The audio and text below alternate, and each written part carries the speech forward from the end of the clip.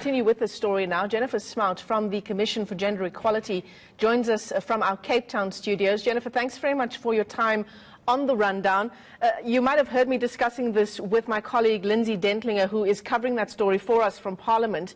It's a welcome development in the fight against gender-based violence, but we've had these incredibly alarming rates of rape, of sexual offences in the country for a very long time. Has government been slow in reacting in the way it has over the past just couple of weeks? Thank you. I think the challenge is not about the government's reaction. All in all, South Africa has incredible legislation and policy. The challenge is really in the fiscal allocation around budgets, making sure that our specialised services are properly funded, and also in our prevention services. I mean, the Institute for Security Studies did a report about 2 years ago that found that we're spending billions of rands each year on a criminal justice system response, but a very paltry amount on prevention services. So that's addressing the root causes of violence, such as patriarchal norms, overcrowding, and terrible living conditions for many people in South Africa.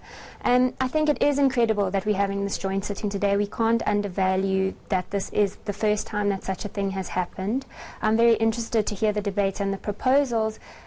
For me, it's really about consolidation now. It's about what is working and how do we fix what's not working.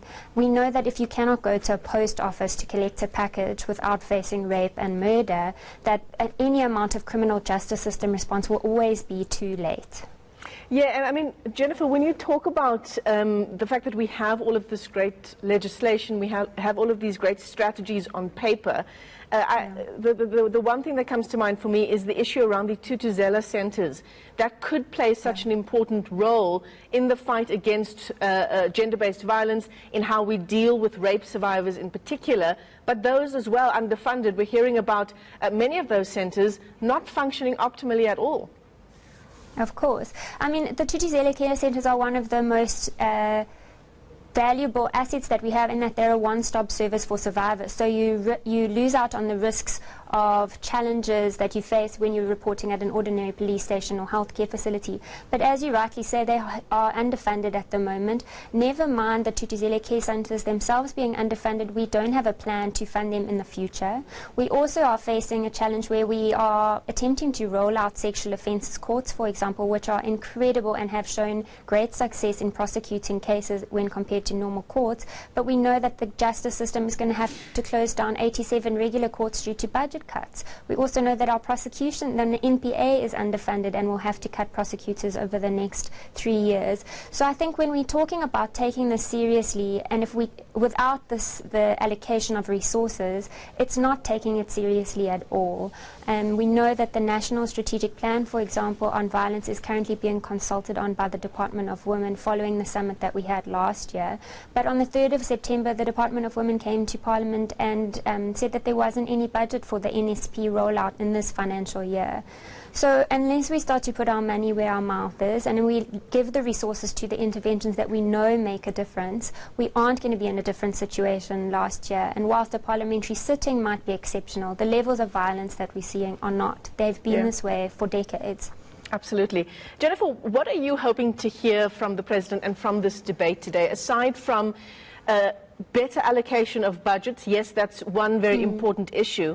But around how we teach our children in school, our children who grow up to be the men and women of this country, around the attitudes of police officers and the people who should be the first responders, you know, for survivors to have that faith to go to a police station and know they will get the help that they need, around forensic departments and DNA testing kits, around rape kits, the levels of violence against women and children, just the horror associated with the attacks, as we've heard over the past few weeks. They're just, they blow the mind. What needs to be done when there are so many different legs to this challenge? Well, I think one of the most strategic interventions that we would hope to see going forward is some sort of joint mandate to address this. So what we currently have is the way our departments budget and operate is in a siloed fashion. So the Department of Justice will get a budget, SAPS will get a budget, DSD, but we don't see a connected response that is connected by a joint budget or a joint oversight strategy. So I would hope that we would see some sort of focus on how do we do this as a collection of departments rather than individual